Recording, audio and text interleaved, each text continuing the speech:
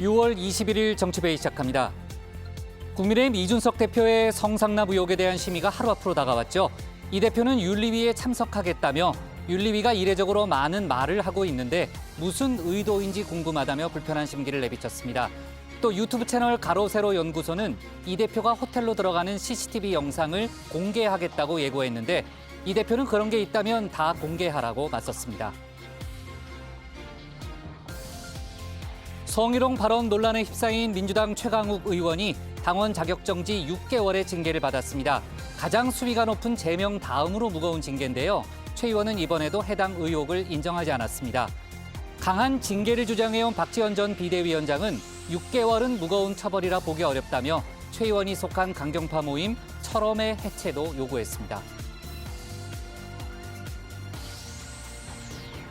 순수 국내 기술로 만든 한국형 발사체 누리호가 조금 전 우주로 날아올랐습니다. 지난해 1차 발사 때는 아쉽게도 3단 엔진이 조기 연소되면서 미완의 성공을 거뒀죠. 잠시 후 성공 여부에 대한 정부의 공식 발표가 있을 예정인데 현장 연결에 자세한 속보 들어보겠습니다. 오늘 준비한 소식 많습니다. 들어가서 본격적으로 정치부 회의의 문을 열겠습니다.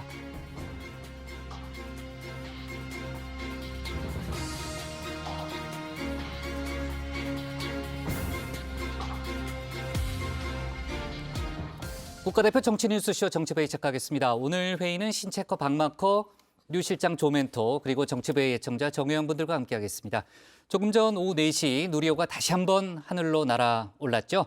지난해 10월 1차 발사 때는 정치부회의에서 생중계를 담당했었는데 이번 2차 발사는 제가 조금 전에 이제 스튜디오에서 박성태 앵커가 진행하는 걸 들어보면서 좀 편안한 마음으로 지켜봤습니다. 지금까지 아주 분위기가 좋아요. 이제 그 로켓 분리가 제대로 됐고 계획된 대로 다 됐고 또 이제 성능 검증 위성의 분리까지 마지막 단계인 성능 검증 위성의 분리까지도 다 확인이 됐습니다. 다만 이제 위성과 이제 교신을 하면서 비행 데이터를 분석해야 되기 때문에 정확한 성공 여부에 대한 발표는 잠시 후 오후 5시 10분쯤에 이루어질 예정이고요. 저희가 이제 소식이 들어오는 대로 현장 연결을 하겠습니다. 제가 감격을 한 모양이네요. 자, 신체권 이제 나가서 발제 준비하면 되고요.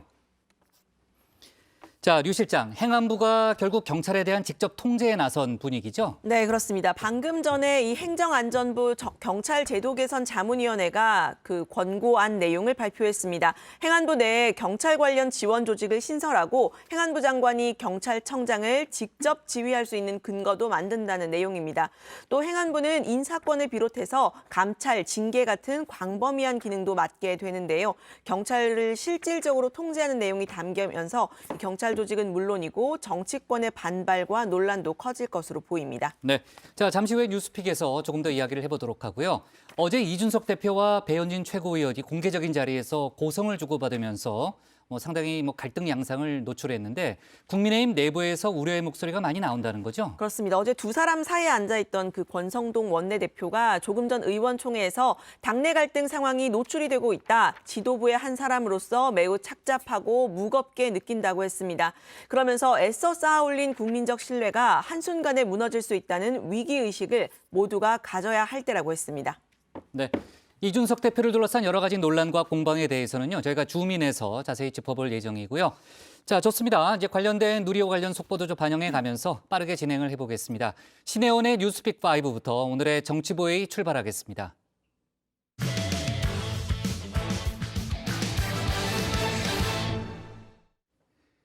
조금 전 오후 4시 우리 순수 기술로 만든 우주 발사체 누리호가 힘차게 날아올랐습니다. 발사 후 13분 만에 목표 고도인 700km에 도달했고 15분 만엔 성능 검증 위성까지 분리에 성공했습니다. 이제 지상센터와의 교신까지 무사히 마치면 최종 성공이 되는 거죠. 대한민국 항공 우주 역사에 새 페이지가 쓰이게 됩니다. 정치부회의 중간에 정부의 공식 발표가 있을 예정인데 저희가 속보 반영해 가면서 회의를 진행하겠습니다. 관련 소식을 신혜원 체커가 정리했습니다. 네, 가정회의 시작을 알리는 코너 뉴스픽 5 시작해 보겠습니다. 자, 예고했다시피 오늘은 정치부 회의가 아닙니다. 네, 지금 들으시는 노래 따단 따라라라란 네, 그렇습니다. 우주부 회의 시작합니다. Can you feel it? Can you feel it? Whoa, yeah. Whoa, whoa. Can you feel it? Can you feel it? Oh, yeah.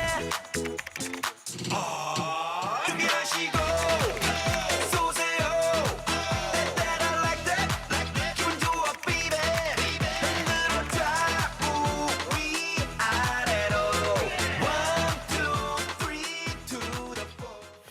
네, 분위기가 아주 좋습니다. 자, 오늘 준비한 픽 볼까요?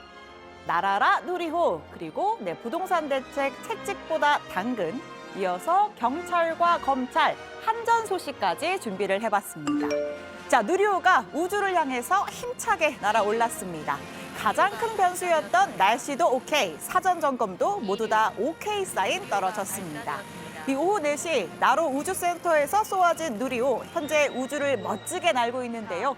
오후 5시 10분쯤 최종 성공 여부를 알려주는 브리핑이 진행될 예정입니다. 누리호가 발사되었습니다. 최종 결과는 확신할 수 없지만은 이 순간까지 왔다는 것은 굉장히 자랑스럽습니다. 그리고 뭔가 오늘은 이제 결실을 맺을 수 있지 않을까. 90% 이상은 충분히 되지 않을까 보고 있습니다. 한 99.999%였으면 좋겠고. 예, 뭐 바람에 따라서 어떤 분들은 뭐 100%를 원하기도 합니다. 네, 이 지난해 1차 발사에서 아쉽게 실패한 뒤에 8개월 만에 재도전입니다. 우여곡절도 참 많았죠. 한 번은 날씨 때문에, 또 한 번은 센서 오류 때문에 2번 연기가 됐습니다.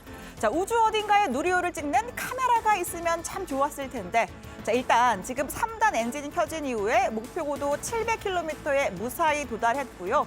성능 검증 위선과 지상 관제센터가 최초로 교신하는 시점에 사실상의 성패 여부가 가려집니다.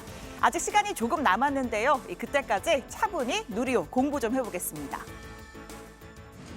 Something that looks at the problem numerically and not theoretically. Math is always dependable. For you, it is.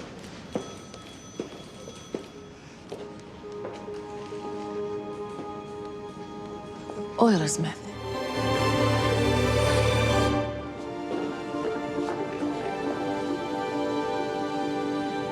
That's it. 네, 난다긴다 하는 천재들이 머리를 맞대고도 0.00001의 오차를 잡기 위해서 한참을 씨름합니다. 자, 누리호는요, 대략 아파트 15층 높이 47.2m입니다. 무게는 200톤, 성인 2,800명의 무게고요. 자, 이 어마어마한 물체를 지구 밖 700km까지 날려보내려면 1초 단위의 정확한 타이밍에 추진력을 실어줘야 합니다. 자, 지난해 1차 발사 때는 여기 이 그림 속 검증 위성 분리까지는 성공을 했는데, 이 마지막 최종 단계 위성 모사체 분리해서 궤도에 안착을 시키는데 실패를 하고 말았습니다. 이 3단 로켓이 계획보다 46초 먼저 꺼져버리는 바람에 목표했던 속도를 내지 못했기 때문입니다. 결국은 3단 엔진의 연소 시간이 부족해서 100% 저희들이 달성을 하지 못했지만 중요한 부분에 대해서 이루었기 때문에 조금 하지만 저는 성공적으로 무게를 싣고 싶습니다. 네, 정말 아쉬웠던 이 3단 엔진 조기 연소 문제 아주 철저하게 보완했습니다. 오늘 발사에 성공하면 대한민국은 실용 위성을 자력으로 쏘아 올릴 수 있는 세계 7번째 나라가 되죠. 자, 여기서 두 번째 포인트입니다. 누리호 메이드 인 코리아입니다. 저 꼭대기에 이제 위성이 실리는 거예요. 내가 알기로 저 나사를 조이는 각도, 횟수까지 다 정해져 있어요. 근데 내가 여기서 질문 하나 해볼게. 우리가 2차 발사에 성공하고 또 우리 발사체를 갖는다. 그럼 뭐가 제일 좋을까? 우리는 원할 때마다 우주에 갈 수 있지. 정확해.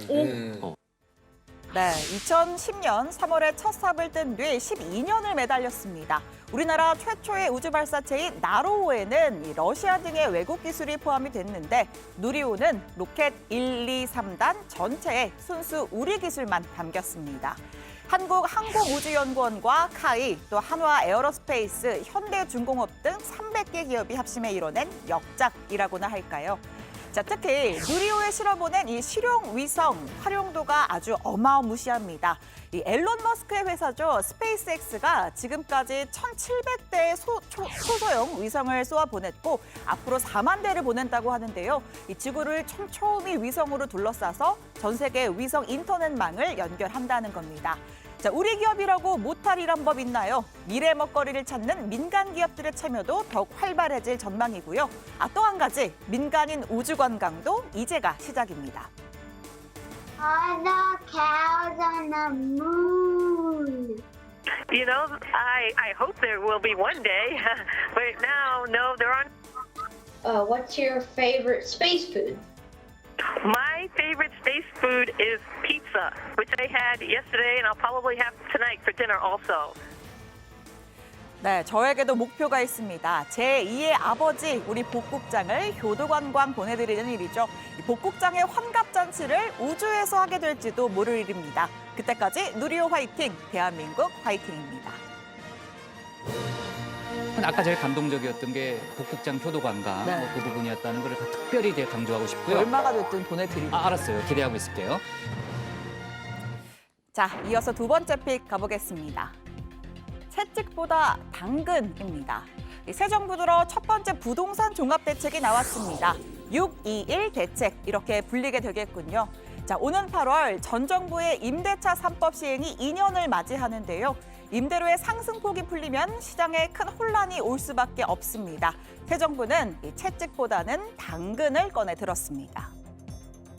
2년 전 임대차 3법에 따라 임대료를 5% 이하로 인상한 전세 계약자들이 순차적으로 만료되고 이에 정부는 세제, 금융 지원과 공급 확대 등을 통해 하반기 임대차 시장 불안 요인에 선제적으로 대응하고자 합니다. 이 세를 내주는 임대인 그리고 세를 사는 임차인 양쪽 모두에게 혜택을 주겠다는 겁니다. 자, 일단 알아서 상승폭을 줄이는 착한 임대인, 상생 임대인에겐 여러 종류의 세금 혜택을 주기로 했습니다. 임대료를 시세에 맞추지 않고 5% 이내로 인상을 하면 양도세 혜택, 2년 거주 요건을 면제해주는 방식입니다.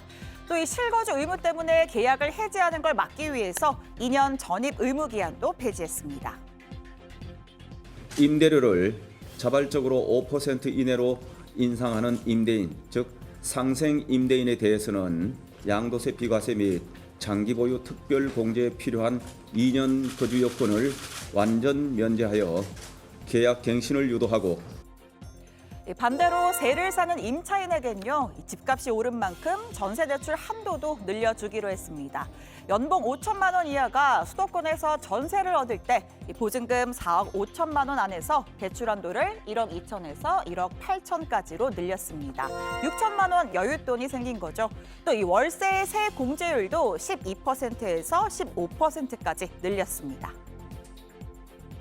갱신 계약이 만료되는 서민 임차인에 대해서는 지난 4년간 전세 가격 상승폭을 감안하여 버팀목 전세 대출의 보증금과 대출 한도를 확대 지원하겠습니다.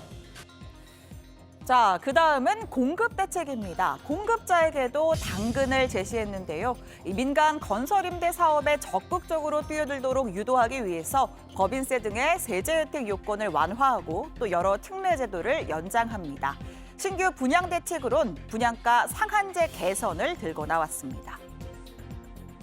분양가 상한제의 경우에는 정비 사업 추진에 필수적인 세입자 주거 이전비, 또 영업 손실 보상비, 명도 소송비, 이주 금융비 등 여러 비용이 그동안 분양가에 반영되지 못했던 불합리함을 개선할 예정입니다.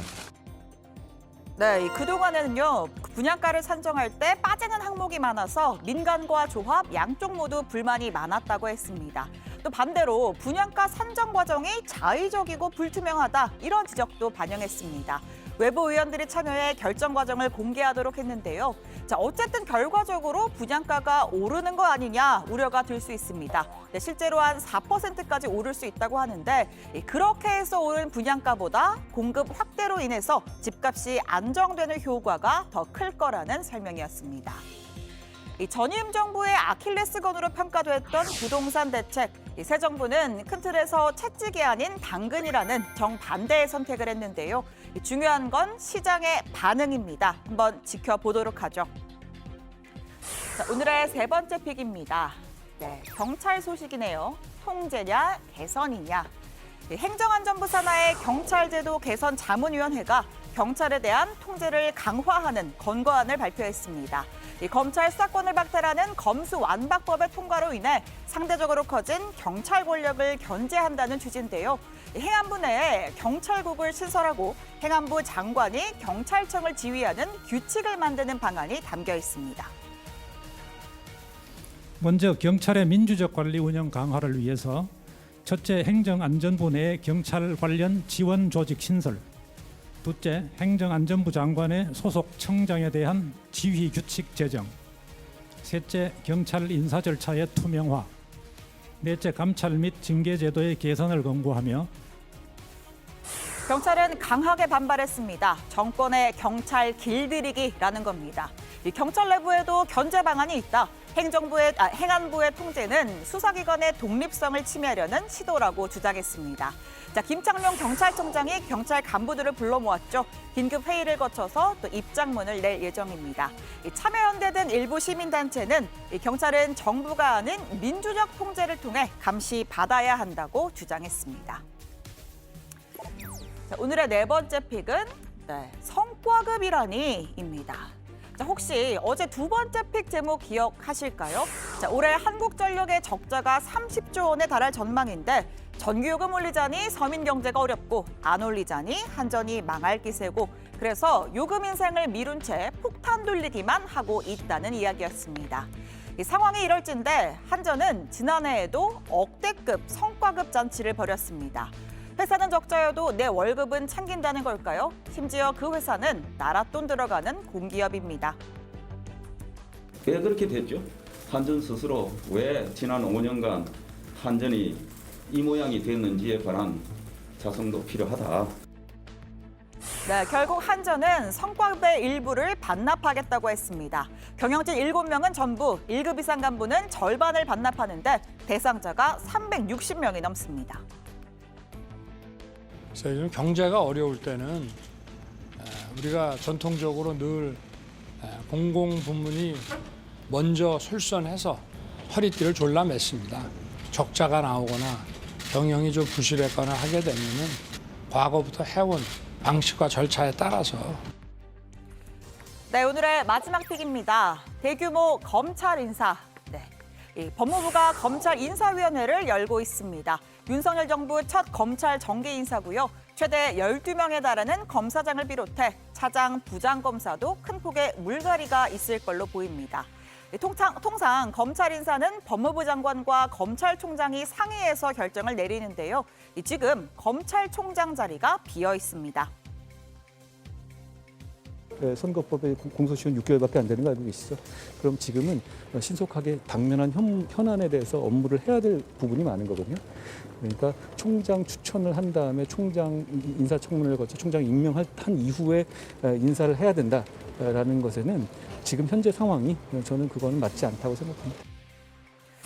이런 상황을 두고요. 박지원 전 국정원장은 한동훈 장관이 실세는 실세다 이런 평가를 내놨습니다.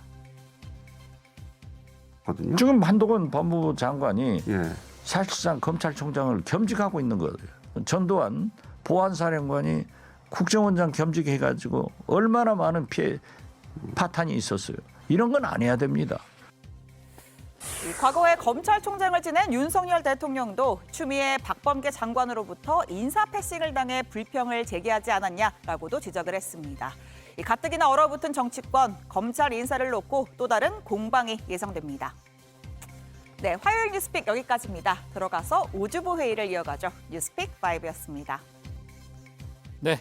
자, 오늘 뉴스가 많네요. 이제 부동산 정책도 발표가 됐고 또 경찰 통제 논란에 이제 검찰 인사 내용은 만약에 오늘 저녁에 발표가 되면요. 저희가 내일 분석을 해서 과연 윤석열 라인이 약진을 하는지 또 특수부 검사들이 전면에 포진되는지 이런 것들 좀 분석을 해보고요.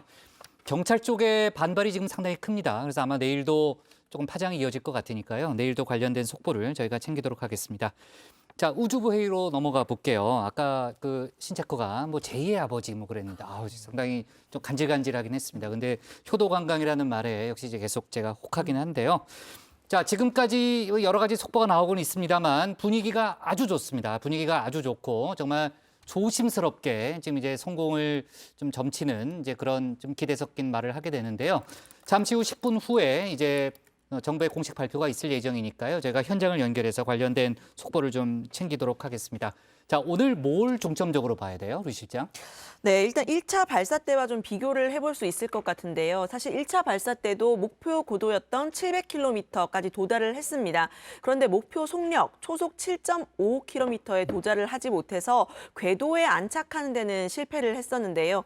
이번에는 이 목표 궤도에 위성을 안착시킬 수 있을지 이 부분이 가장 중요한 관전 포인트입니다. 네, 일단 궤도에 진입한 누리호는 성능 검증 위성을 분리하게 되는데요. 그럼 이 성능 검증 위성은 지구 상공 700km를 초속 7.5km, 시속으로는 27,000km 속력으로 빠르게 돌게 됩니다. 네, 지금 이제 성능 검증 위성 분리까지는 다 이제 확인이 된 상황인데 정말 속도가 엄청나네요. 네, 그렇습니다. 이 발사 후에 16분 7초 만에 목표 고도에 올라가서 위성을 차례로 떼어내게 되는데요. 일단 여기까지 성공하면 성공을 기대해도 된다, 이런 단계입니다. 네, 자 그리고 발사 42분 뒤에 첫 교신이 이루어지는 건데 그러니까 우리 시간으로 하면은 이제 4시 42분에 첫 교신을 하게 되는 건데 조금 전에 속보가 들어왔습니다. 지금 남극 세종 기지와의 교신에 성공했다는 그런 속보가 들어왔고요. 발사 100분 뒤에는 대전 항공우주연구원과도 교신하는데 여기까지 이루어지면은 뭐 최종 성공이라고 저희가 얘기할 수 있을 거고요. 남극 세종기지와의 교신에 성공했기 때문에 지금 이제 비행 데이터를 분석 중에 있을 거고 잠시 후에 정부가 이제 공식 발표를 이제 할 예정인데 저희가 그 내용을 들어보면 성공 여부를 최종적으로 판단을 할 수 있을 것 같습니다. 박마커, 누리호 발사는 역시 뭐 1초, 1g 단위의 정확도 싸움이죠. 네, 아까 신채스코가 이제 발제에서 설명을 했지만요. 이 누리호의 높이는 47.2m, 이제 대략 아파트 15층 높이고요. 총 중량은 200톤으로 성인 약 2,800여 명의 무게에 달합니다. 이 어마무시한 물체가 이 순식간에 이 300톤급의 추력을 받아서 고도 약 700km까지 날아가야 하는 거죠. 그리고 발사 후에 16분 7초 후에는 1.5톤짜리 위성 모형을 분리를 해서 우주 궤도에 진입을 시킨 건데 이 마지막 16분을 위해 누리호 엔진은 영하 183도 이하의 저온부터 이 3000도 이상의 고온까지 이 다이나믹한 온도 변화를 견뎌내야 합니다. 네. 지난해 1차 발사 때 문재인 전 대통령이 직접 현장에 내려갔잖아요. 윤석열 대통령은 오늘 용산에서 지켜본다는 거죠? 네, 그때 이제 현장에 내려갔다 이렇게 소식 전해드렸던 게 이제 선한데요. 오늘 윤 대통령은 직접 내려가진 않고 서울 용산 대통령실에서 영산 회의실에서 생중계로 시청을 한다고 했습니다. 오늘 출근길에서 관련 이제 질문이 있었는데요. 어떻게 답했는지 들어보시죠. 방어호가 오늘 발사되는 소감 한 말씀. 그래서 이따가 원래는 가려고 그러다가 과천에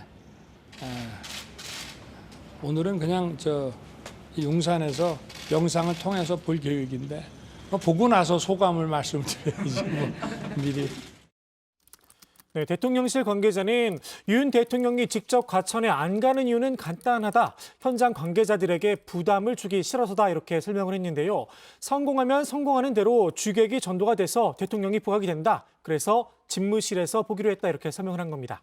지난해 이 문재인 전 대통령은 직접 참관을 했는데 발사 실패 이후에 연구진 등 일부 관계자가 의전과 경호 때문에 방해받았다고 주장하는 등 잡음이 일기도 했었죠. 아마 그걸 고려한 선택인 듯합니다. 네, 조금 전에 이제 윤석열 대통령이 보고 나서 소감을 밝힐 수 있다는 얘기를 했으니까요. 아마 정부 발표 이후에 아마 윤 대통령의 메시지도 나올 가능성이 있다고 보여지고요. 자, 저희가 여러 번 예고해 드리는 대로 잠시 후 한 7분 후쯤에 정부의 공식 발표가 있을 예정입니다. 물론 5시 10분에서 약간의 이제 시간 변동이 될 수는 있는데 현장에서 속보가 들어오면 저희가 얘기를 해보도록 하고요. 오늘 정치 뉴스도 참 많습니다. 서해 공무원 피살을 둘러싼 여야 공방도 있고 또 이준석 국민의힘 대표의 성상납 의혹을 둘러싼 여러 가지 내부 논란도 있고요. 또 최강욱 의원 징계를 둘러싼 또 민주당 내부의 갈등도 있고 저희가 정치 뉴스를 좀 들어보면서 이제 누리호 관련 속보가 들어오면요. 추가로 얘기를 해보도록 하겠습니다. 신체커가 고른 오늘의 원픽은 뭘까요? 네, 오늘 원픽입니다. 오늘은 우주부 회의, 누리호 우주향에 날았다.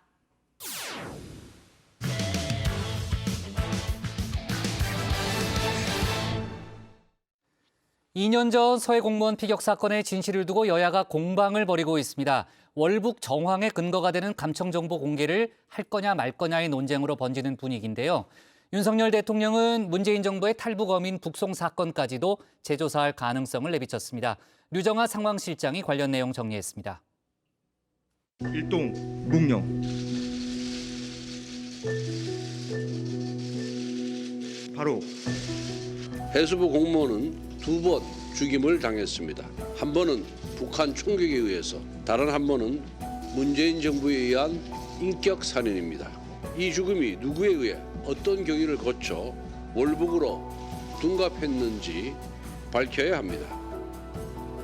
네, 오늘 아침 회의 모습인데요. 국민의힘이 서해 공무원 피격 사건 진상 규명에 나섰습니다. TF까지 꾸렸는데요.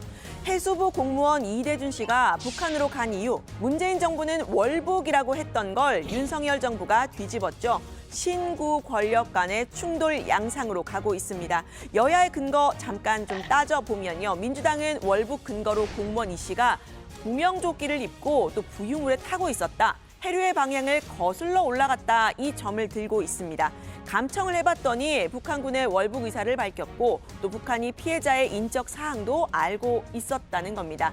반면 국민의힘 하태경 의원은 이 씨가 북한군에게 월북이라는 단어를 말했다는 전원 외에는 모두 거짓이라고 했습니다. 구명조끼는 모르겠지만 방수복을 입지 않았고 또 당시 해류를 거슬러 올라가기도 어려웠다고 말했습니다.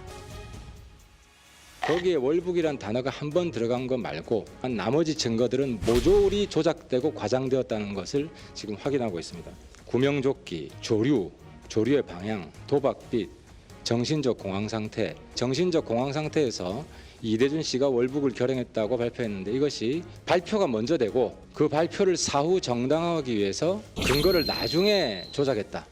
사망자가 구명조끼를 착용한 점 등 당시 조류 흐름 플러스 SI 첩보까지 종합해서 분석한 결과 군 정보당국과 해경 국정원 등이 일치된 판단을 내린 것이거든요. 근데 그 판단에 대해서 자료를 우리가 못 봤으니까 뭐 확언할 수 없다 이렇게 얘기하는 건 좀 아니겠죠.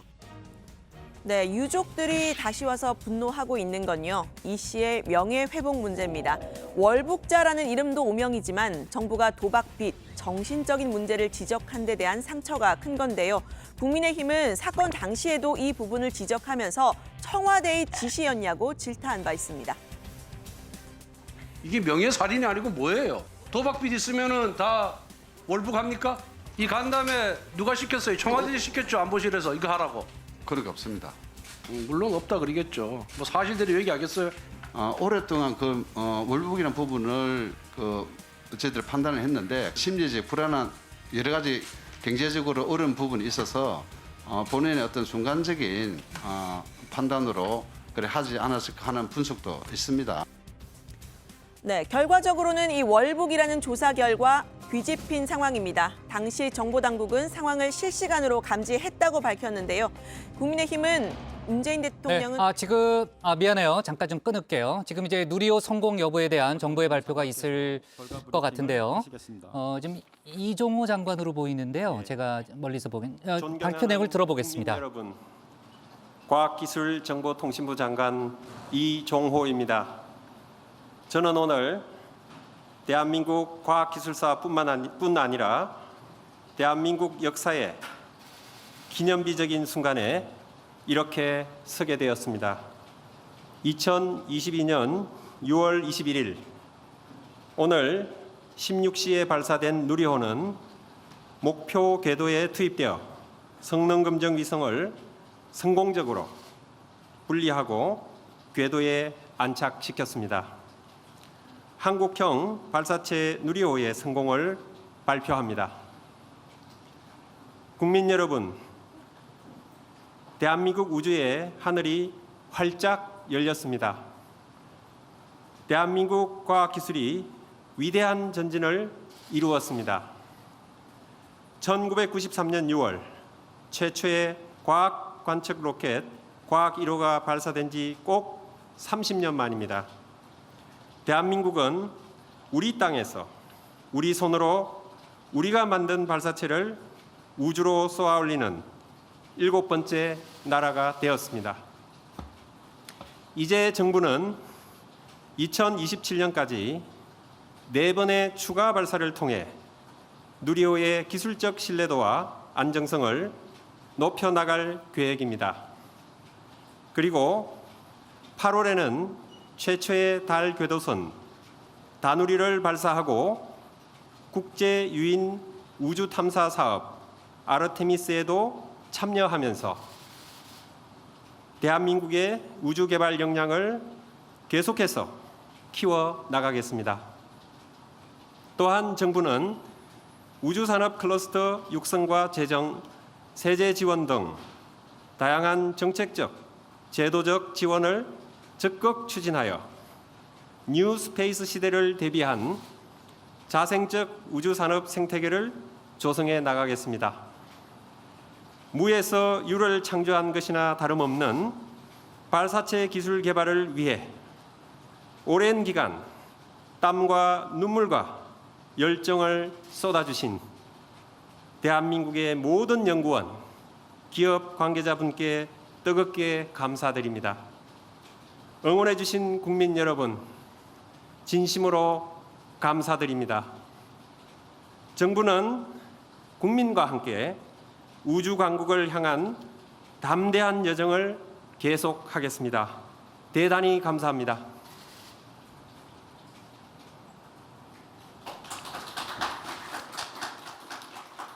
네, 그러면 장관님 잠시만. 네. 혹시 네. 기쁜 소식을 전하게 됐네요. 제가 아라는 감탄사가 절로 나왔습니다. 자, 이종호 과기부 장관의 이제 발표가 있었고요. 누리호 성공을 발표한다는 그 장관의 선언이 있었습니다. 성공적으로 그 궤도에 안착을 했다는 그런 설명이 있었고요. 대한민국 과학기술의 위대한 진전이라는 의미부여도 있었습니다. 아까도 이제 신차과가 설명했지만 실험급 위성을 우주로 쏘아 올린 7번째 나라가 됐고요. 앞으로 이제 뉴 스페이스 시대를 열기 위해서 정책적 지원을 아끼지 않겠다는 그런 또 주무부처 장관으로서의 설명도 있었습니다. 자, 다시 한번 저희가 앞서 여러 가지 이제 데이터가 좀 좋고 이제 목표했던 대로 이제 절차가 잘 진행되고 있다는 얘기를 했고 또 남극 기지와의 교신까지 성공했다는 속보를 전했는데 자, 지금 막 이제 정부의 공식 발표가 있었습니다. 누리호 발사가 성공했다는 그런 발표가 있었고요.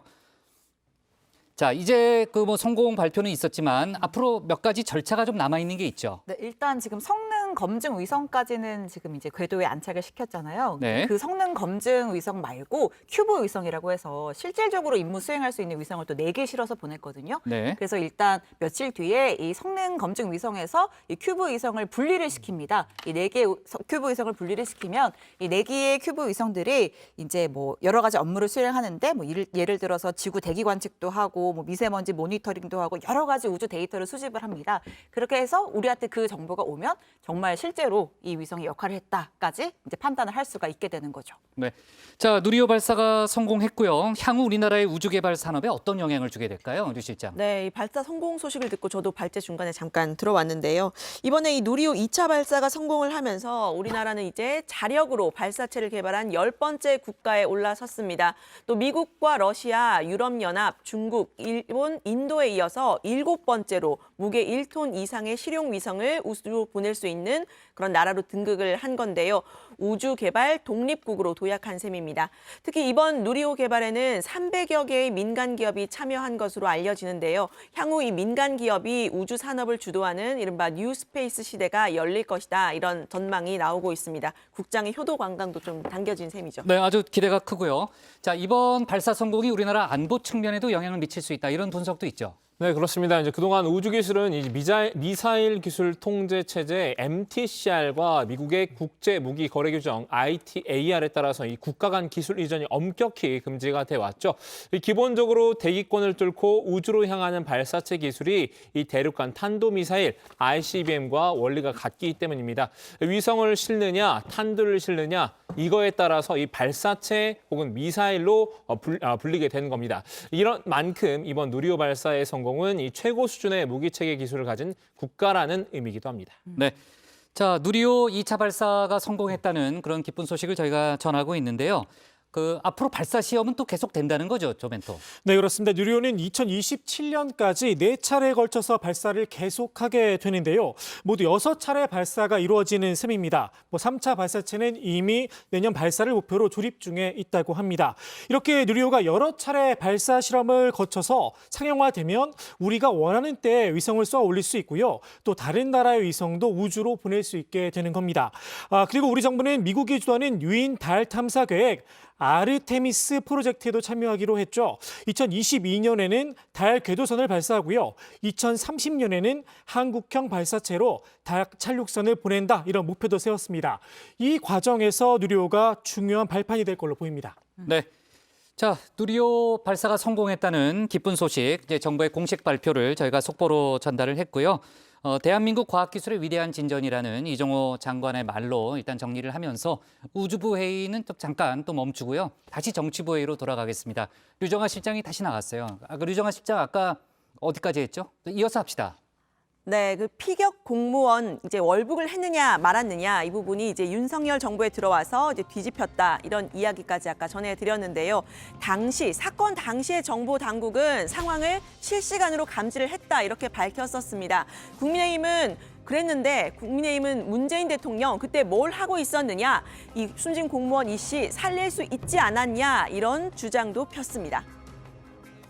3가지 통신이 다 살아있었고 그 어떤 통신선으로도 북한한테 그 사람 발견되면은 구해달라, 한국으로 보내달라라는 메시지를 보내지 않았습니다. 대통령이 구하라는 지시도 하지 않았습니다. 네, 반면 민주당은 신색깔론 프레임 꺼내 들었었죠. 윤석열 정부가 전임 문재인 정부의 흠집 내기를 위해서 국가 안보 정보를 전략적으로 활용하고 있다, 의심하고 있는 상황입니다. 정치 공세를 펴고 있다 이런 주장을 하고 있는데요. 월북이 아니다 이런 새로운 근거는 없이 기존의 자료들은 그대로 있고 여기에서 주관적인 판단만 달라진 상황이라고 했습니다. 월북이라는 여부는 당시 한미 간의 공동 첩보 자산을 분석하고 판단한 결과가 있었을 뿐입니다. 그 결과에 근거해서 해경이 수사를 한 거고요. 근데 이제 이것을 이제 이런 식으로 정권이 바뀔 때마다 이렇게 왔다 갔다 하면은 과연 도대체 이게 국민들도 그렇고 우리도 그렇고. 네, 민주당은 2년 전 사건 당시 국방위에서 비공개로 이 관련 설명을 듣고 난 후에는 국민의힘 의원도 월북을 인정했었다 이 점을 근거로 들었는데요. 당시 국방위 야당 간사 한기호 의원의 발언 한번 들어보시죠. 출국까지 준비된 것 이렇게 봤을 때 의도적으로 봅니다. 물론 가족들은 지금 월북할 이유가 없다고 얘기하지만 공식적으로 판단한 것은 의도가 있다고 보고 그 의도는 월북한 것으로 보입니다. 네, 한 의원은 군 출신인데요. 비공개 회의 때 구체적인 첩보를 듣고 나서는 월북이라 판단할 정황이 선명했다 이렇게 말한 바가 있습니다. 다만 이 당시 발언이 지금 논란이 되자 국방부의 판단을 전달하는 차원이었고 제 판단은 말한 건 아니었다 이렇게 해명을 했는데요. 결국은 당시 월북이라고 판단했던 근거가 되는 감청 정보의 공개, 쟁점이 될 수밖에 없어 보입니다. 이 감청 정보 공개의 핵심은요, 특별 취급 정보, 즉 SI 정보입니다. 그런데 이 정보는 군사 기밀 등이 담겨 있어서 그냥 공개하기는 좀 어려운데요. 당시 야당이어서 정보가 제한됐었다 이렇게 말하고 있는 국민의힘은 이 정보 공개하자고 했습니다. SI 정보를 그대로 공개하는 건 논란이 될 수가 있으니 관련 내용이 담긴 대통령 기록물을 공개하자고 했는데요. 그러려면 국회의 3분의 2 이상의 동의가 필요합니다. SI 공개 이전에 모든 사항은 대통령 기록물로 지정된 그 부분에 다 들어있다고 저희들은 보고 있습니다. 대통령 기록물 열람을 위한 국회의 동의가 필요하고 거기에 대해서 민주당 협조를 촉구하는 바입니다. 네, 민주당은 SI 정보 공개 절차 자체는 어렵지 않다 반박을 했습니다. 이 정보 접근이 가능한 여당이 결심을 하면 될 문제라고 했는데요. 그러니까 국민의힘이 결심을 하면 될 문제인데 그 책임도 국민의힘이 지라 이런 입장입니다. 이 SI는 미국과 자료를 공유하는 부분이기 때문에 미국의 동의를 구하라고도 말했습니다. 통신 정보를 포함한 테킨트 정보, 신호를 포함하는 시키트 정보나 또는 휴민트 정보까지도 있을 수 있는 이 모든 정보를 포함하는 겁니다. 지금 국민의힘이 여당입니다. 국방부를 통해서 미국의 자료를 갖다가 공개하도록 동의해달라고 얘기를 하면 되는 것입니다. 그게 야당한테 주장할 게 아니거든요. 네, 여야 이런 공방이 있지만 이 SI 정보 윤석열 대통령도 공개는 쉽지 않다 이런 입장을 오늘 밝혔는데요. SI라고 하는 것이 그게 아마 국민들께 그냥 공개하는 것이 간단한 문제는 아니라고 저는 생각을 하고 그런 거로 공개하라고 하는 그 주장 자체는 좀 받아들이기가 좀 어렵지 않나 싶은데 하여튼 검토를 좀 해보겠습니다. 어떤 건지. 네, 진실이 뭔지 이제 궁금한 상황인데 여야가 북한과 관련한 민감한 정보 공개 이 부분을 다투는 것이 이번이 처음은 아닙니다. 10년 전 정문원 당시 새누리당 의원은 2007년 당시 노무현 대통령이 김정일 위원장과의 남북 정상회담에서 NLL을 포기하겠다고 말했다 이런 주장을 펴서 파문이 일었던 바가 있죠. 당시 비공개 녹취록이 있느냐 없느냐, 녹취록을 공개하자 적절치 않다 이런 논쟁이 한참 동안 진행이 됐는데 결국은 그런 발언 없었던 것으로 드러났고 정치 공방만 몇 년간 이어졌습니다. 이번 서해 공무원 피격 사건도 관련 논쟁 이어질 것으로 보이는데요. 윤석열 대통령은 문재인 정부 당시인 2019년 11월에 탈북 어민을 북송한 사건까지 재조사할 수 있다는 가능성을 언급했습니다. 전선을 더 넓히는 분위기입니다. 일단 우리나라에 들어왔으면은 우리 헌법에 따라서 우리 대한민국의 국민으로 간주가 되는데 북송시킨 거에 대해서는 많은 국민들이 좀 의아해하고 좀 문제 제기를 많이 했는데 좀 한번 들여다보고 있는 것 같습니다. 네, 서해 공무원 피격 사건은 피해자가 있는 사건이죠. 해수부 공무원 이대준 씨와 유족들입니다. 유족들의 마음이 풀릴 수 있도록 사건의 진상 정확히 파악하되 또 안보에는 지장이 없도록 여야가 머리와 마음을 모아줬으면 하는 마음입니다. 오늘 발제는 이렇게 정리합니다. 신구 권력 충돌로 치닫는 서해 공무원 피격 사건 진실 공방, 정보 공개 공방도. 네. 자, 오늘 국무회의가 열렸잖아요. 어떤 얘기가 나왔어요? 네, 최근 윤석열 대통령이 경제와 민생을 연일 강조하고 있습니다. 오늘 메시지도 역시 경제였는데요. 미국 연준의 금리 인상을 언급하면서 세계 경제가 지금 한 치 앞을 내다보기 어려운 상황이다. 우리 역시 모든 역량을 결집해야 한다라고 말했습니다. 지난번 국무회의에서는 반도체 인력 육성 문제를 얘기했었는데요. 오늘은 공공기관의 혁신을 화두로 삼았습니다. 공공기관 혁신은 더 이상 미룰 수 없는 과제입니다. 공공기관 부채는 지난 5년간 급증했고 작년 말 기준으로 583조 원에 이르고 있습니다. 공공기관이 작지만 일 잘하는 기관으로 거듭나고 국민의 신뢰를 받도록 해야 합니다. 네, 전임 정부에서 임명됐던 한상혁 방통위원장과 전현희 국민권익위원장은 오늘 국무회의에 참석하지 않았는데요. 윤 대통령에 앞서 굳이 올 필요 없는 사람이라고 말했던 바가 있습니다. 두 사람 모두 맡은 바 임무 성실히 하겠다 이렇게 임기를 지키겠다는 의지를 드러내고 있는데 감사원은 오늘 방통위에 대한 정기 감사에 착수한다고 밝혔습니다. 국무회의를 한 후에 이 윤석열 대통령은 국민의힘 상임 고문단과 오찬을 했는데요. 윤 대통령은 대선배님들이라고 호칭을 하면서 일일이 악수도 하고 감사를 표하기도 했습니다. 직접 보시죠. 네, 축하드립니다. 고생이 많으셨습니다. 선배님들 덕분에 하여튼 좀 어렵지만 하여튼 다시 정부 권력을 회수해 와서 과거에 또 청와대 근무하신 분들도 많이 계신데 여기 어떻게 용산에 와 보시니까 좀 어떠십니까? 아주 좋습니다. 네, 자 좋습니다. 오늘 상황실 제목 이렇게 정리하겠습니다. 신구 권력 충돌 치닫는 서해 공무원 피격 사건 진실 공방, 정보 공개 공방도로 제목을 잡겠습니다. 다음은 박준호 마커의 주민으로 갑니다.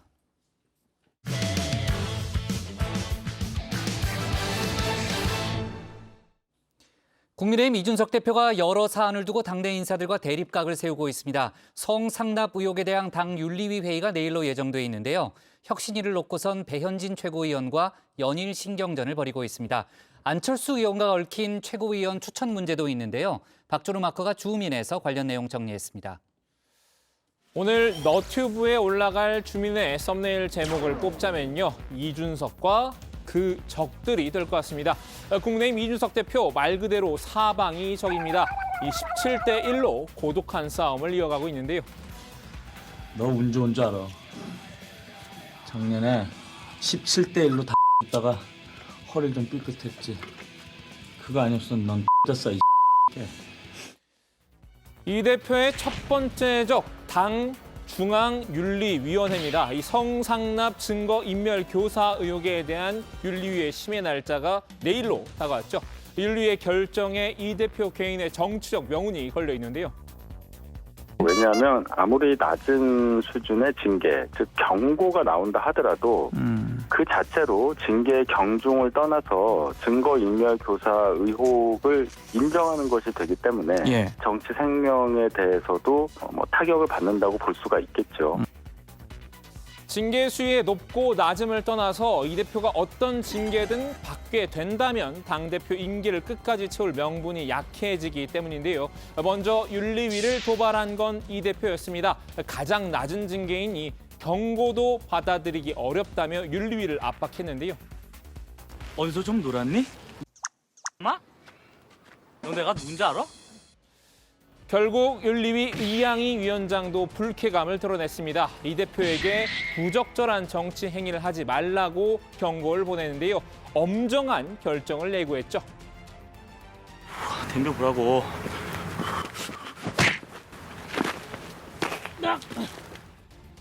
이 대표도 쉬이 물러나지 않았습니다. 윤리위 각계 격파에 나섰습니다. 윤리위 소속 개별 위원들의 익명 인터뷰를 문제 삼았는데요. 윤리위가 굉장히 이례적으로 익명으로 많은 말을 지금 하고 있는데 사실 무슨 의도인지도 궁금하고 익명으로 나오는 말들이기 때문에 사실 그 안에서 다수가 그런 이야기를 하는 것도 아닌 것 같고 소수 위원들이 계속 인터뷰를 하는 것은 자신의 뜻을 그런 방향으로 몰아가려는 그런 어떤 의도는 있는 것 같은데 여기에 외부의 적도 있습니다. 이 대표의 성상납 의혹을 가장 먼저 제기했던 유튜브 채널 가로세로 연구소인데요. 의혹을 증명할 만한 CCTV를 갖고 있다는 뉘앙스를 풍겼죠. 일종의 블러핑 공격이 될까요? Raise 12 million. Heads up.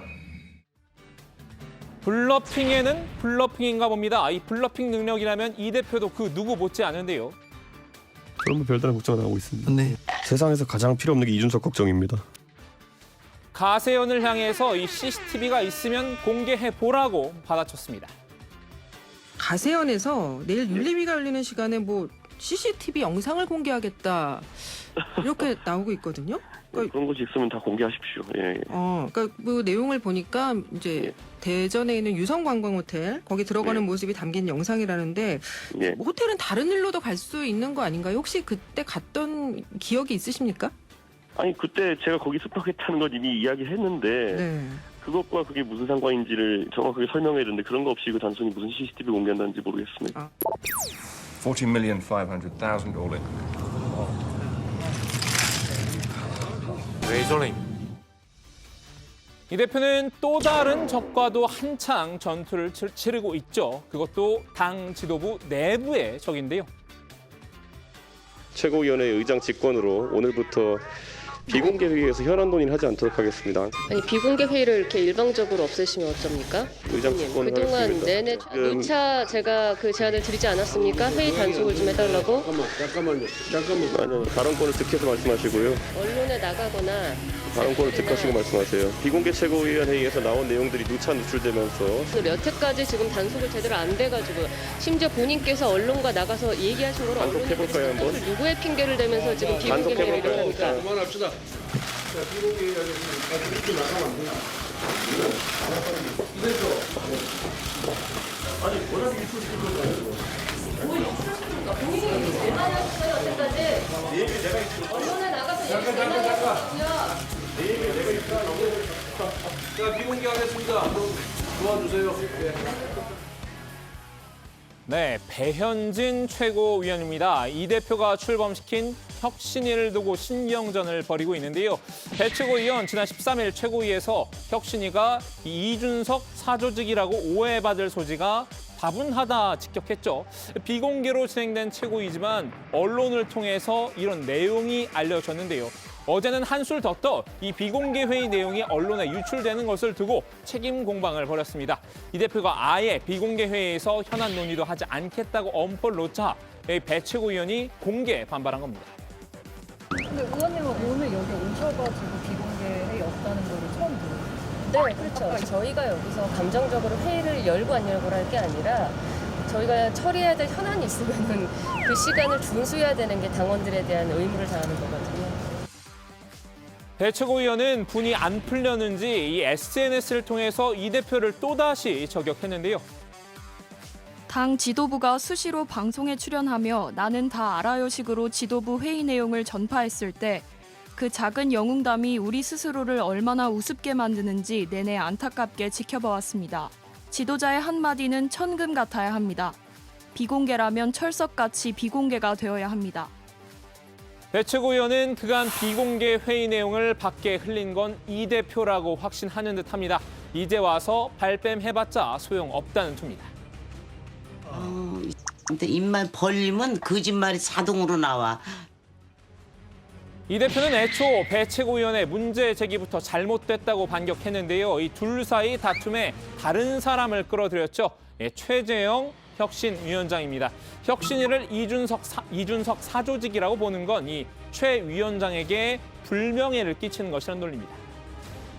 특히 그 장을 맡으신 이제 최재형 의원 같은 경우에는 평소에 공명정대함으로 이제 유명한 분인데 그분에게 사조직, 결국에는 이준석의 말을 따르는 사조직이다 이런 건데 그런 게 굉장히 불명예스러운 이야기이기도 한데 그런 걸 막 이제 던지거든요. 예.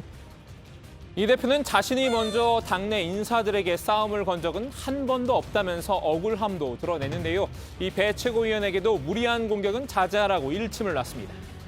그런데 제가 보통 사안에 대해서 반응하는 걸 보면은 저에 대해서 모두가 공격을 하거나 이런 것들이 과도한 시점에 하는 것이지 제가 우리 당내 인사에 대해서 먼저 가가지고 어떻게 공격을 하고 이런 경우는 거의 없습니다. 예. 때문에 그런 어떤 공격을 좀 자제하는 게 어떤가 생각합니다. 이 대표의 마지막 적은 오래된 숙적인데요. 우선 정정하자면 갈등 관계 이런 건 아니고요. 가정 아닙니까? 뭐 톰과 제리 이런 거 비슷한 거. 톰과 제리입니까? 예. 누가 제리입니까? 그거는 각자 상상하시고요. 네, 안철수 의원입니다. 이 대표 안 의원과는 최고위원 추천 문제를 놓고 설전을 벌이고 있죠. 안 의원은 국민의당 목 최고위원으로 이 정정식 국민의힘 의원과 김윤전 국민의당 서울시당 위원장을 추천을 했는데요. 이 대표는 정 의원이 국민의당 출신이 아닌 점을 들면서 반대하고 있습니다. 저는 뭐 정점식 의원이 뭐 그 개인에 대한 평가보다도 저희가 이제 국민의당과의 합당 과정에서 국민의당 측의 요청으로 국민의당 측 인사들이 소외되지 않기 위해서 한 2자리 정도 만들어달라고 해가지고 사실 다른 합당 사례에 비교해가지고 굉장히 좀 배려를 해준 거거든요. 안 의원은 이 대표가 괜한 꼬투리를 잡고 있다는 생각인 듯합니다. 더 이상 잔말 말고 이 대국민 약속을 지키라고 이 대표를 압박하고 있습니다. 명단을 바꿀 생각은 전혀 없으신 거죠? 그건 대국민 약속 아닙니까, 사실. 예. 그러면 약속을 지켜야죠. 그 약속을 제가 번복한다면 그건 제가 국민과의 약속을 어기는 게 되는 것 아니겠습니까? 예. 이 대표는 절차적 타당성의 의문을 표했는데요. 이 국민의힘 출신을 국민의당 목 최고위원에 앉히기로 결정한 논의 과정을 밝히라고 요구했습니다. 실제로 국민의당 출신 당원들도 저한테 굉장히 이의를 많이 제기했습니다. 뭐 안철수 전 대표가 사실 그 명단이 어떤 논리와 어떤 논의 과정을 통해 가지고 만들어진 명단인지를 설명할 필요가 있다고 생각합니다. 여기서 의외의 인물이 등장합니다. 국민의당 출신 권은희 의원인데요. 과거 주군으로 모셨던 안 의원 대신 이 대표의 손을 들어줬습니다. 그런 의원에게 국민의당 입장을 대변하고 국민의당 가치 유지를 기대하는 것 자체가 어불성설인데 그러한 인사를 추천했다라는 부분에 대해서 의아했고요. 권 의원, 이 대표와는 안 의원 못지않게 악연인데요. 외관은 청년이지만 사실은 기득권 정신, 야당에는 오로지 돈과 조직이 있는 국민의힘만 존재할 뿐이다라는 그런 기득권 정신으로 가득 차 있는 모습을 권은희 의원은 지난 대선 단일화와 국민의힘, 국민의당 합당에 반대했었죠. 합당 전에 자신을 제명해달라는 요구까지 했지만 당시 안 의원이 받아들이지 않았는데요. 안 의원에 대한 일말의 앙금이 남아있던 건 아닌가 싶습니다. 정치적인 결별이라기보다는 뭐 공간을 공간을 이제 같은 공간에서 다른 공간 있지만 제가 안 대표에게 이 제명 요청을 하면서 따로 제명 요청을 드리면서 네. 그렇게 말씀드렸습니다. 지금까지는 함께 같이 했지만 앞으로는 다르게 같이 이렇게 진행이 이렇게 할 수밖에 없을 것 같다라고 말씀드렸습니다. 어쨌든 멀티태스킹에 강한 이 대표, 이렇게 세 가지 현안을 두고 여러 명과 동시에 싸우고 있는데요. 객관적으로 전황은 상당히 불리하게 보이지만요. 이 대표 스스로는 이렇게 생각하고 있을지도 모르겠습니다. 오늘 주민 한마디는 영화 속 대사로 대신하겠습니다. 카리스마 있어. 네. 자, 내일 국민의힘 윤리위원회가 이준석 대표의 성상납 증거인멸 의혹에 대해서 어떤 결론을 내릴지 정치권의 관심이 아주 높아요. 국민의힘은 말할 것도 없고. 내일 일단 시간은 7시지만 정확한 장소는 지금 모르는 거잖아요. 그러니까 이준석 대표가 직접 출석을 합니까? 일단 그 전에 오늘 박마커 발제를 보니까 무슨 네. 영화 프로를 보는 원래 영화를 즐겨봐요. 대단합니다. 네. 일일이 찾는 게. 네, 아무튼 그 이준석 대표가 직접 출석하냐고 물어보셨는데 일단 이 대표 본인은요. 저는 참석할 의향 밝혔는데 장소가 공개되지 않으면. 조금 전에 박마커를 칭찬하니까 유 실장이 고개를 갸웃하면서 인정할 수 없다는 그런 표정을 짓더라고요. 네. 채찍과 당근. 그래요. 항상 저에 대한 좀 열등감이 갖고 있더라고요. 열등감이요? 그럼 선배 아니에요? 네. 열등감 전혀 무슨 소리 하는 거예요? 유 실장이 선배인 것 같은데. 네. 이어갑시다. 네, 이어가겠습니다. 아무튼 이준석 대표가요. 참석할 의향이 있는데 장소를 몰라서 장소가 공개되지 않으면 찾아가기 어렵다 이렇게 설명을 했습니다. 그리고 윤리위 측에서 출석해달라는 요구도 없었다고 말했습니다. 대표님 한 말씀 해주세요. 내일 윤리 관련해서. 제가 아는 게 없기 때문에 모릅니다. 출석 요구를 받은 건 없기 때문에.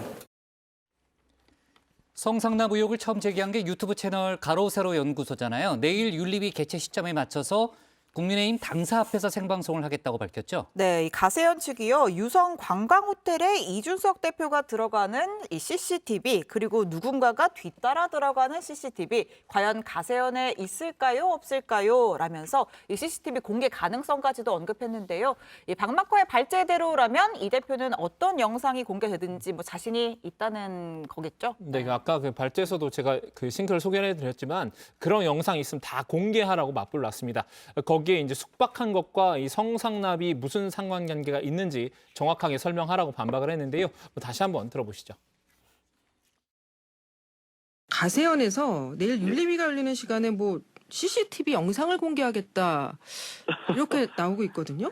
그런 것이 있으면 다 공개하십시오. 내용을 보니까 대전에 있는 유성관광호텔 거기 들어가는 모습이 담긴 영상이라는데 호텔은 다른 일로도 갈 수 있는 거 아닌가요? 혹시 그때 갔던 기억이 있으십니까? 아니 그때 제가 거기 숙박했다는 건 이미 이야기했는데 그것과 그게 무슨 상관인지를 정확하게 설명해야 되는데 그런 거 없이 단순히 무슨 CCTV 공개한다는지 모르겠습니다.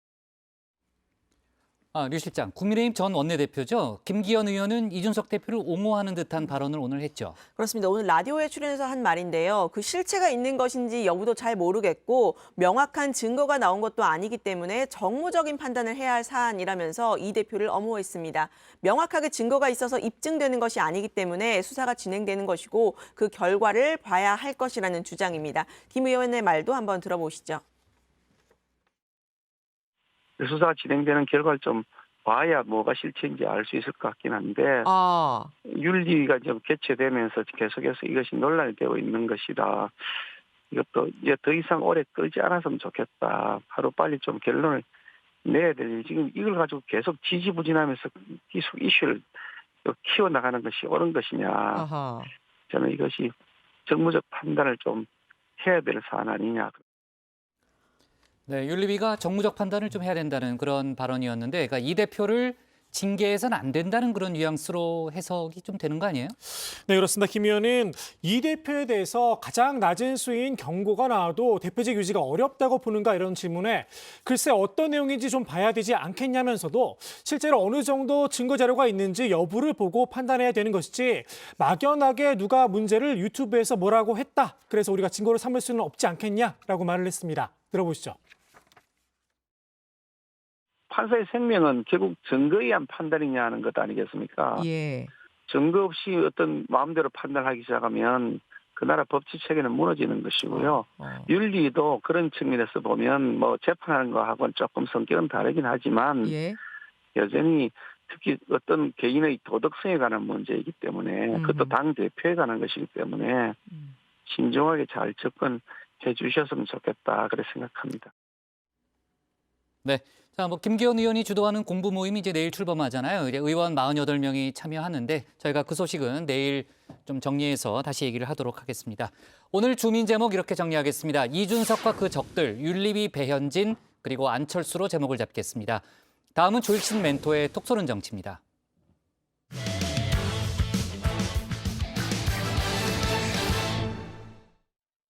민주당 윤리심판원이 성희롱 발언 논란이 불거진 최강욱 의원에게 6개월 당원 자격 정지 처분을 내렸습니다. 제명을 제외하고는 가장 높은 수준의 중징계인데요. 당 안팎에선 징계 수위와 성희롱 여부를 놓고 갑론을박이 이어지고 있습니다. 앞서 최 의원의 징계를 강하게 주장했던 박지원 전 비대위원장은 무거운 처벌이 아니라며 철험의 해체도 요구했는데요.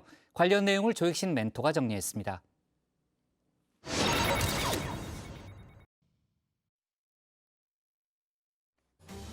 쌍디귿이냐 쌍지읒이냐 정치권의 때아인 국외 음화 논란까지 불러일으켰었죠. 민주당 최강욱 의원의 땡땡이 발언 논란, 성희롱 여부를 놓고 갑론을박이 벌어졌었는데요. 민주당 윤리심판원이 판단 결과를 내놨습니다. 6개월 당원 자격 정지, 제명 바로 아래에 중징계를 내린 겁니다. 첫째, 법사위 주메이 온라인 회의에서 여성 보좌진 등이 참석한 가운데 성희롱성 부적절한 발언을 한 점. 둘째, 해명하는 과정에서 이를 부인하면서 계속하여 피해자들에게 심적 고통을 준 점. 성희롱성 부적절한 발언, 사실관계를 확정했다고도 밝혔는데요. 실질적으로 피해자들도 직접 조사를 했고 그동안에 이루어진 여러 가지 자료들을 종합적으로 검토해서 사실 확정 부분에 대해서는 전체 우리 의원님들 사이에 이견이 없었다는 점을 말씀드립니다. 쌍지읒이 아니라 쌍디귿이라고 위원들 전체가 판단을 했다는 겁니다. 다만 최강욱 의원은 끝까지 관련 사실을 인정하지 않았다고 하는데요. 최 의원은 혼자서 땡땡이 하느냐라고 농담을 한 거다 이런 입장이죠. 하지만 윤리심판원의 조사 결과는 달랐습니다. 땡땡이 치러 갔어라고 복수의 회의 참석자가 증언했다고 합니다. 징계 소식을 전해드린 우상호 비대위원장은 좀 세다라는 입장을 내놨는데요. 다만 개인 의견이란 전제를 달았습니다. 아무리 비대위원장이라고 하더라도 독립기구인 윤리심판의 결정에 가타부타 입장을 밝히는 건 부적절하겠죠. 더욱이 앞서 뱉어놓은 말도 있습니다. 윤리심판원 회의가 소집된다고 들었습니다. 잘 아시는 것처럼 윤리심판원은 저에게 따로 보고를 하지 않습니다. 그래서 어떻게 진행되고 있는지 알 수는 없고요. 윤리심판원이 자율적으로 판단해서 결정 내릴 것으로 그렇게 알고 있습니다. 윤리심판원의 자율적인 결정, 여기에 색깔을 입히려는 움직임도 있는데요. 최 의원의 주장을 충실히 대변해 줬었죠. 인플루언서 김어준 씨가 대표적입니다. 이 짤짤이는 구슬 혹은 동전을 손에 쥐고 홀짝 맞추는 게임이거든요. 저는 이 짤짤이 하면 잘한 세대라 자극하게 하는데 짤짤이를 하면 손에 든 것을 맞추지 못하게 손을 감춰요. 네. 학교에서 수업 시간에 몰래 그 학생들은 안 하죠. 남학생들 많이 했습니다.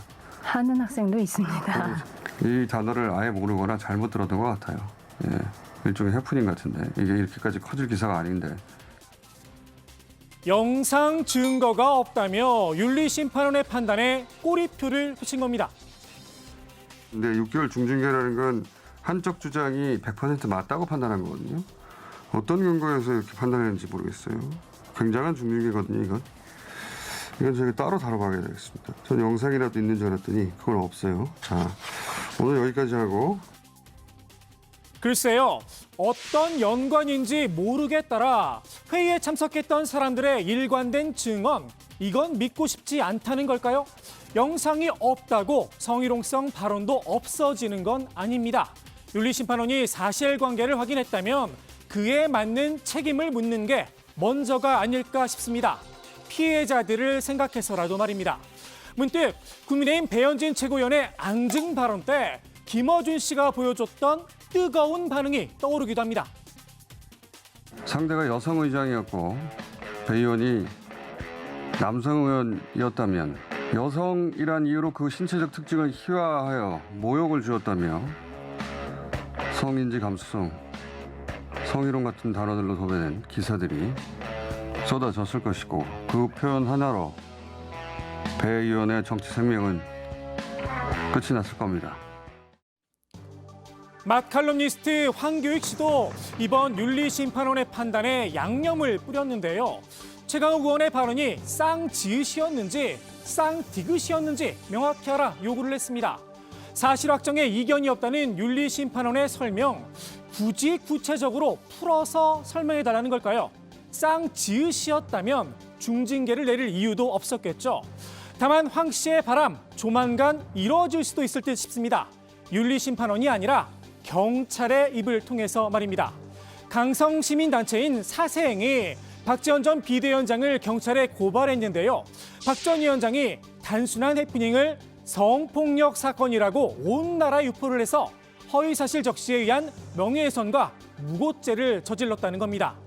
허위사실 유포에 더해서 무고죄인지 확인하려면 경찰 수사가 불가피하겠죠. 이번 사세행의 고발, 수사 결과에 따라서 둘 중 하나는 정치적인 치명타를 피하기 어려워 보입니다. 박 전 위원장이 최연의 징계를 강력하게 요구했던 건 사실이죠. 이번 징계 결정에 대해서 무거운 처벌이라고 보기는 어렵다라는 입장을 밝혔는데요. 단순히 성희롱성 발언뿐만 아니라 거짓 발언과 은폐 시도, 여기에 2차 가해까지 종합적으로 판단해야 한다는 겁니다.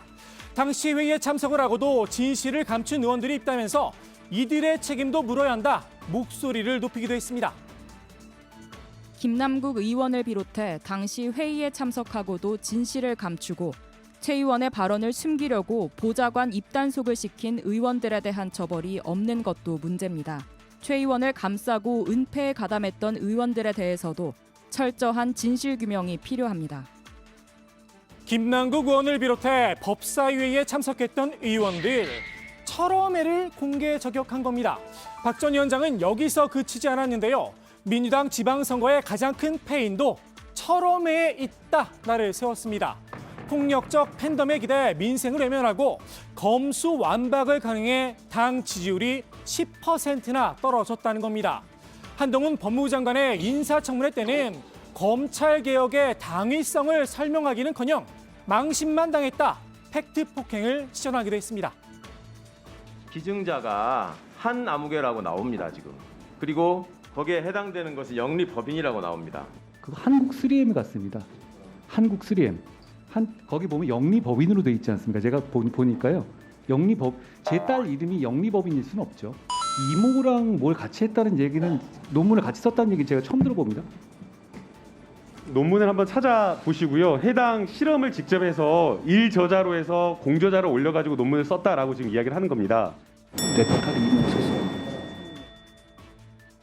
박 전 위원장은 팬덤 정치 청산과 함께 철험의 해체까지 주장을 했는데요. 쉽지는 않을 듯합니다. 당장 최 의원의 징계 소식에 팬덤 지지층이 다시 한번 들고 일어났습니다. 확인도 안 된 윤리심판원 명단이 이렇게 돌기도 했는데요. 윤리심판원은 대부분 외부 인사들로 구성이 돼 있죠. 엉뚱한 의원들이 문자 폭탄을 맞았습니다. 이른바 개딸의 중심지 제명인의 마을 게시판은 수박 잔치가 열렸습니다. 명색이 헌법기관인 국회의원들한테 억압적 표현을 한다고 하는 게 과연 무슨 도움이 되겠냐. 여러분이 안 하는 게 맞죠. 저는 많이 했다고 봅니다.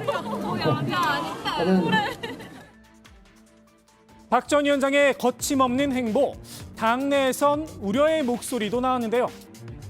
본인의 이제 위치는 아무것도 아니고 일반 국민으로 돌아갔기 때문에 훨씬 자유롭게 얘기할 수 있다라는 생각으로 했을지는 모르겠으나 네. 정치권에서는 이제 그렇게 바라보지를 않는 거잖아요. 그래서 좀 더 신중한 행보나 혹은 답 이런 것들이 필요할 수밖에 없을 겁니다. 아무것도 아니다라, 이젠 나띵이라는 걸까요? 글쎄요, 전직 비대위원장 출신이죠. 엄연한 정치인입니다.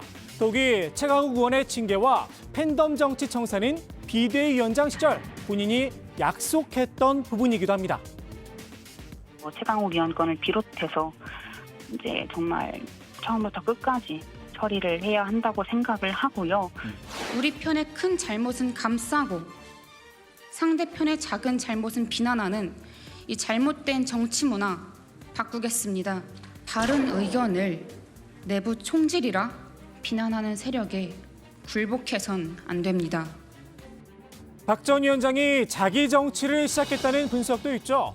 일부에선 전당대회 출마설도 흘러나오고 있는데요. 스스로의 힘으로 썸띵이 되고 싶은 마음도 없지 않아 보입니다. 고민정 의원 본인처럼 말입니다. 출마할 생각 있으십니까? 저도 이제 계속 고민하고 있고요.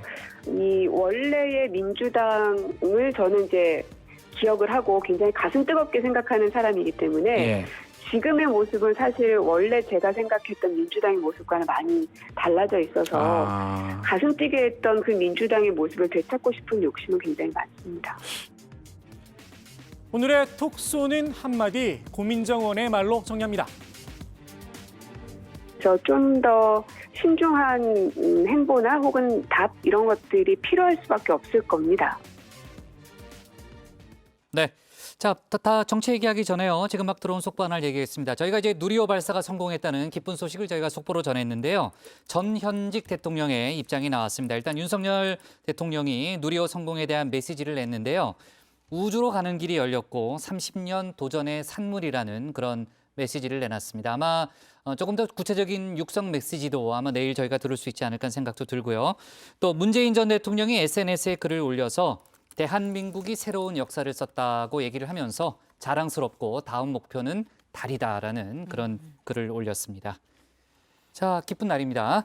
자, 최강욱 의원의 중징계 결정에 대해서요. 친명계 쪽에서는 어리석은 짓이라는 목소리가 나왔죠. 네, 그렇습니다. 이제 안민석 의원의 반응인데요. 윤석열 정권의 최전방 공격수를 민주당이 스스로 제거한 어리석은 짓이라고 주장을 했습니다.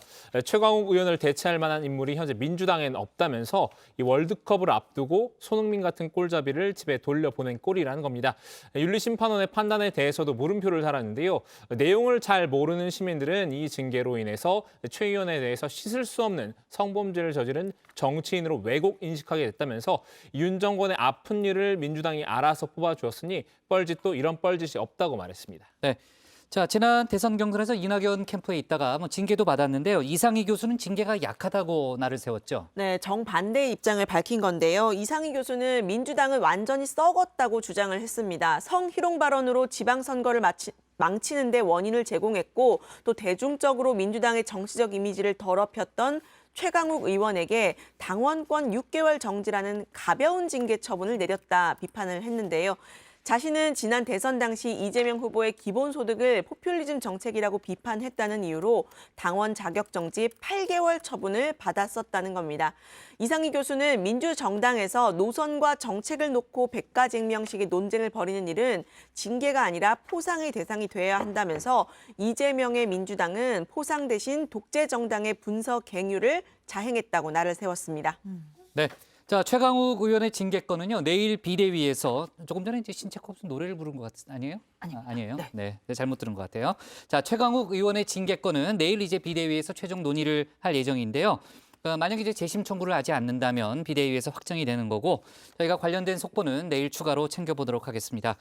자, 오늘의 톡 쏘는 정치 여기서 정리하고요. 저 정치부회의도 함께 정리를 하겠습니다. 저희는 내일 오후 4시 40분에 다시 찾아뵙겠습니다. 이거 환청이 들린 것 같아요. 갑자기 무슨 노래 소리 쪽에서 들은 것 같아요. 오늘 우주부 회의 성공해가지고 너무 우주부 회의 성공해서